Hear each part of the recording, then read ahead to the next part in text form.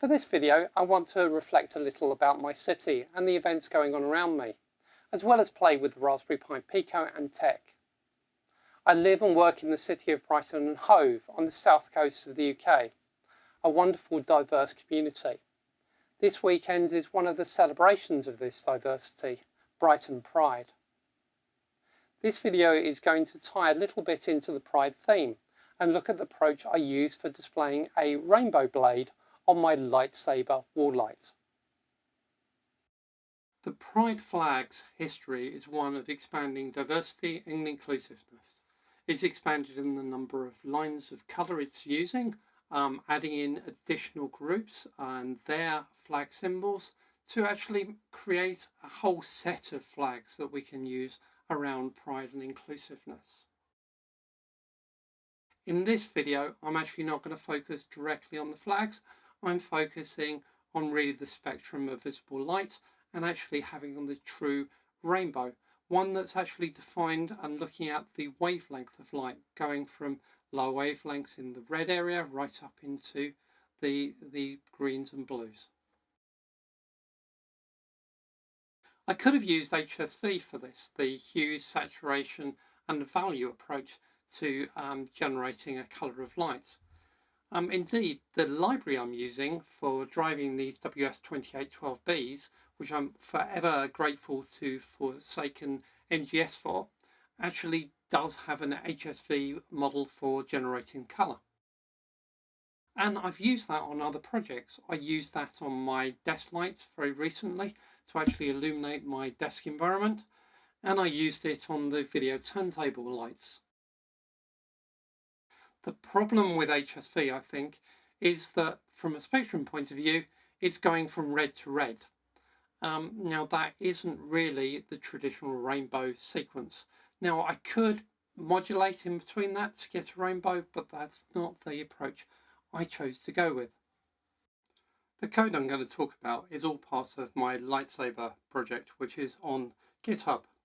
I'm only really going to talk about a really small part of that though in this video, just that colour management of how we're actually getting an RGB colour based on wavelength of light.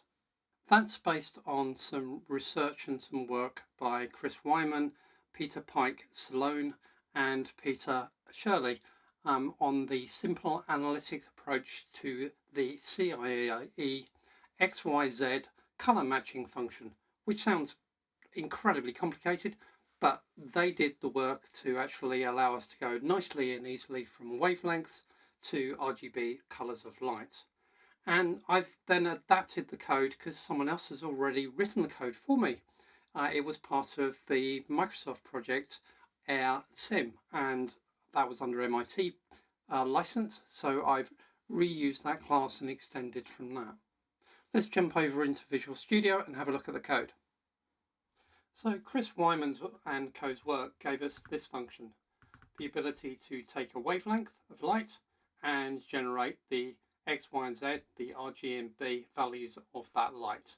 And those are values between 0 and 1, proportions of red, green and blue light within the spectrum. Now of course we then need to convert that back into RGBs, and there is functions we've got in here to do that, so that we end up with this ability to take a wavelength of light and get 0 to 255 versions of red, green and blue light. Nice and easy. So I want to add one more function to this, because with my lightsaber I really didn't want to worry about what wavelength I was actually displaying. All I want to do is go through the rainbow and go through from, the beginning of the rainbow to the end of the rainbow. And so I added this little function here to take a value between 0 and 1 and to generate RGB rainbow colours from that. So 0 will give you the red end and 1 would give you up in the blue end of or ultraviolet end at the very top of the spectrum. Let's go over into the C++ file. So you'll notice there I'm using doubles. Am I worried about actually the performance hit of switching to using doubles to go between the beginning and end of the rainbow?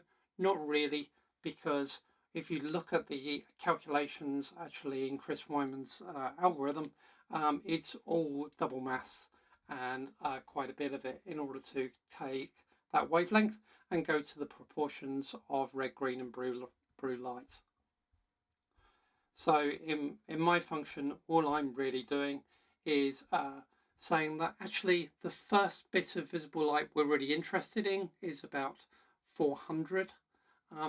Prior to that, and it's actually a little bit dim and not really particularly interesting, so we can only do between 400 and 700, and I'm just calculating the wavelength therefore of 0 will give us a wavelength of 400, and 1 will give us the wavelength of 700, and that's how I'm calculating it, and that's what I'm using. Easy really, and a nice bit of reused source code coming from Chris Wyman's research through Microsoft's project down into my lightsaber. It's interesting to visit old projects and code bases. I hope you enjoyed the video, and happy Pride.